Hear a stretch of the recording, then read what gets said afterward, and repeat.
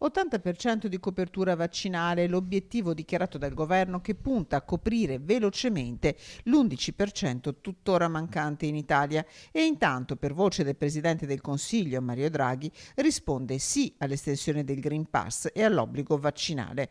Condivide il pensiero Leopoldo Destro, Presidente di Assindustria Veneto Centro, che precisa: Penso che questa sia un'opportunità che va vagliata in maniera seria, condividendola con le parti sociali e cercando di trovare un accordo comune per il bene di tutti, per il bene delle nostre attività produttive. Quindi lo valutiamo come una grande opportunità, torno a dire, in maniera corale con tutte le parti sociali. E i cittadini?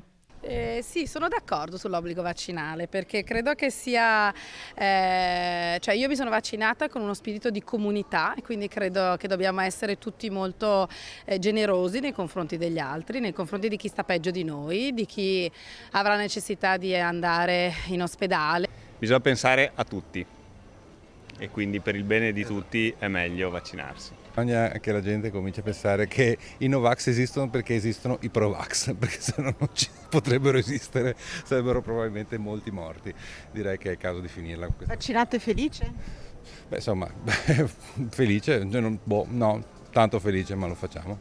È un pochino esagerato, però può comunque aiutare a aumentare il numero di persone vaccinate, tutto qui.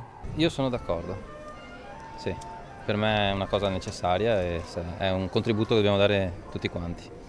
Nelle classi dove gli studenti sono tutti vaccinati si sta valutando la possibilità di togliere le mascherine. Ecco, un salto di gioia senza mascherine in classe? Sarebbe un salto di gioia perché come si chiama, il linguaggio del corpo, la mimica facciale è fondamentale per insegnare e ci è mancata molto.